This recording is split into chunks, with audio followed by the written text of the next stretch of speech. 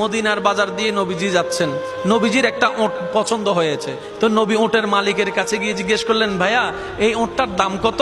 ওই দামাদামি হলো, নবী সে দামে কিনতে রাজি হলেন, কিন্তু নবীর কাছে তখন অর্থ ছিল না। তখন নবীজি ওনাকে বললেন, আপনি আমাকে ওটটা দেন, আমি এখনই গিয়ে আপনার সেই প্রাপ্যটা পাঠিয়ে দিচ্ছি।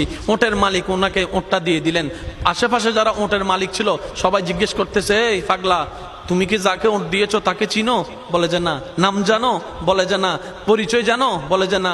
ঠিকানা জানো? না। তো তুমি যে ওটটা দিয়ে দিলা, উনি যদি ওটার টাকাটা না ফাটায় তখন তো তুমি লসের মধ্যে চলে যাবা। সে ওটের মালিক বলে, এত সুন্দর নুরানি চেহারাওয়ালা কখনো বাটপার হতে পারে না, কখনো চিটার হতে পারে না, কখনো মৃত্যুক হতে পারে না। ওনার চেহারা দেখেই তো আমি ওট বিক্রি করার আগে মনটাই বিক্রি করে দিয়েছি, মনটাই বিক্রি করে দিয়েছি, মনটাই বিক্রি করে দিয়েছি। তোমরা যাই বলো, আমার মন বলে উনি আসবেই আসবে, টাকাটা পাঠাবেই পাঠাবে। এই কথা বলতে না বলতে কিছুক্ষণ পরে নবীজির একজন সাহাবা এসে বলছেন, একটু আগে একজন ওট নিয়ে গিয়েছেন, কাছ থেকে ওটের মালিকটাকে একটু দেখতে চাই। উনি বলে যে আমার থেকে। তো উনি বললেন, আমাদের নবী আপনার থেকে ওটটা নিয়ে গিয়েছেন, ধরেন ওটের টাকাটাও দিয়েছেন, আপনাদের খাবার জন্য কিছু খেজুরও হাদিয়া পাঠিয়েছেন, খেজুরও হাদিয়া পাঠিয়েছেন। ওই ওটের মালিক বলে, ভাইয়া